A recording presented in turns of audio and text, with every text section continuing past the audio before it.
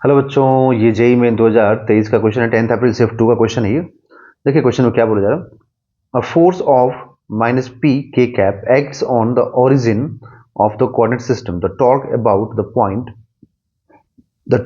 The point 2 comma minus 3 is, है ना, p a i cap plus b j cap. The ratio of a upon b is x by two. Then value of x is, x का value पूछ रहा है। Force बच्चों ध्यान रखिएगा कहाँ एक्ट कर रहा है। तो फोर्स एक्ट कर रहा है ओरिजिन पे, है ना। तो फोर्स ओरिजिन पे है, इसको आप समझिए यहां पर ठीक से। ये कोऑर्डिनेट एक्सिस हो गया, है ना, और ये पॉजिटिव एक्स है, ये पॉजिटिव वाई है, ये नेगेटिव एक्स हो गया, ये नेगेटिव वाई हो गया। तो इसमें जो बोल रहा है ना, वो ये चीज कि ये 2 कॉमा माइनस थ्री है ना। तो 2 कॉमा माइनस थ्री हो गया, ये हो गया ओरिजिन। ठीक, तो अगर ये ओरिजिन हो गया तो इधर से अगर हम देखें तो इसका ये पोजीशन वेक्टर हो गया, है ना, पोजीशन वेक्टर हो गया ये, है ना। बट यहां पर ना देखिए एक चीज ध्यान रखिएगा कि इसका मतलब, इसको मैं पॉइंट ए मान लेता हूं, तो पॉइंट ए का पोजीशन ओ के रिस्पेक्ट में हुआ कितना, 2 कॉमा माइनस थ्री। समझ में आया ना, 2 कॉमा माइनस थ्री हुआ। ठीक है, बट हमें क्या चाहिए, फोर्स तो यहां एक्ट कर रहा है, फोर्स इस पॉइंट पे एक्ट कर रहा है ओरिजिन पे। तो हमें ए के रिस्पेक्ट में, उल्टा ए के रिस्पेक्ट में ओ का चाहिए। तो मतलब ये एरो जो है ना, इधर नहीं होकर के यहां पर इधर घूम जाएगा। ठीक है, क्लियर। ठीक है, तो ओरिजिन पे आप लिखेंगे 0 कॉमा 0, मतलब कि एरो इधर घूम जाएगा तो ये फाइनल पॉइंट, ये इनिशियल पॉइंट हो जाएगा, क्योंकि ए के रिस्पेक्ट में ओ पर चाहिए। तो आप अब लिखेंगे आर यहां पर, जैसे लिखते हैं ना पोजीशन फैक्टर के लिए, कि ऐसे लिखते हैं कि x2 minus x one i cap plus y2 minus y one j cap. तो उसी टाइप से यहाँ पे फाइनल कितना, 0, इनिशियल कितना है यहाँ पर 2 है, तो 2 लिख देंगे आप। ठीक है, और ये i cap plus final 0, initial minus 3 है। ठीक है, और ये जे कैप। मैंने इसको फोर्थ क्वाड्रेंट में क्यों दिखाया, समझ में आया, क्योंकि एक्स पॉजिटिव है और वाई क्या है, नेगेटिव है ना। तो यहां पर लिख देंगे हम लोग कि माइनस 2 आई कैप माइनस 3 जे कैप,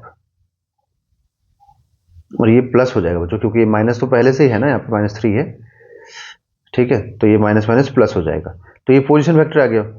अब टॉर्क का फॉर्मूला क्या होता है, तो टॉर्क का फॉर्मूला बोलता है कि आर क्रॉस एफ बोलता है। ठीक है, तो किसी भी वेक्टर का क्रॉस प्रोडक्ट निकालने के लिए हम लोग डिटर्मिनेंट का मेथड यूज करते हैं। तो डिटर्मिनेंट मेथड यूज करना है, तो डिटर्मिनेंट मेथड क्या बोलता है कि आर क्रॉस एफ है, तो आप लिखेंगे यहां पर आई कैप जे कैप के कैप। ठीक है, तो यहां पे आर आर वेक्टर क्या है, -2। तो पहले जो भी पहले हम मल्टीप्लाई हो रहे पहले उसको लिखना होता है, -2 3, और के कैप 0 है इसमें। अब देखिए यहाँ पर के कैप है ही नहीं ना, कहीं पर के कैप नहीं है। यहाँ पर आप के कैप लिखना तो ऐसे 0 के कैप लिख सकते हैं। ठीक है, और फोर्स क्या है ये भी देखना पड़ेगा। तो फोर्स है ओनली माइनस पी।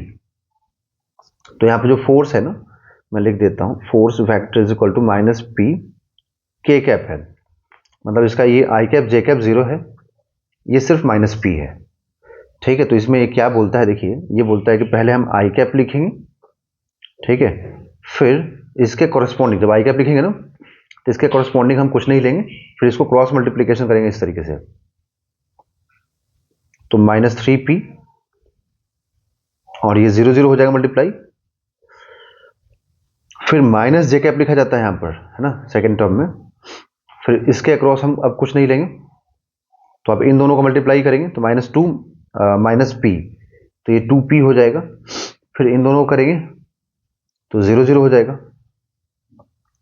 फिर प्लस के कैप, तो फिर ये प्लस के कैप में ना, फिर ये पूरा कैंसिल हो जाएगा, ये सिर्फ इन दोनों का मल्टीप्लीकेशन और इन दोनों का मल्टीप्लीकेशन। ठीक है, तो -2 इंटू 0 -3 इंटू 0, तो ये सब 0 हो जाएगा यहाँ पर।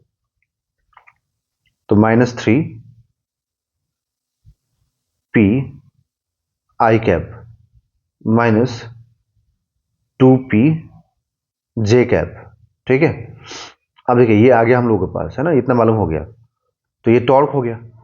अब यहां से ना आपको क्या करना है कि P को कॉमन कर लेना है, क्योंकि देखो यहाँ पर जो दिया हुआ है ना उसके अकॉर्डिंग ये वाला पार्ट यहाँ पर P को कॉमन कर लिया गया है।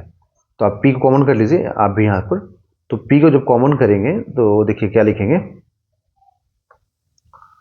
P कॉमन हो जाएगा तो -3 आई कैप और -2 जे कैप। ठीक, अब इसको कंपैरिजन कीजिए। तो कंपैरिजन में आप लिखेंगे कि यहाँ पर ये गलती से बच्चों P के ऊपर वेक्टर लगा दिया, वेक्टर नहीं है। तो यहाँ से P और ये a i cap plus b j cap. तो यहाँ पर कंपैरिजन करके a इज इक्वल टू -3 और b इज इक्वल टू -2 आया। तो आपको a बाई बी का रेशियो चाहिए, तो आप क्या लिखोगे, -3 बाई -2, दैट मीन्स कि 3/2 is equal to x by 2। तो यहाँ से x इज इक्वल टू क्या आएगा, 3। ठीक है, तो जो x का वैल्यू पूछा था ना वो हम लोग को मालूम हो गया कि x का वैल्यू क्या आएगा, 3 आएगा। तो आंसर इज 3।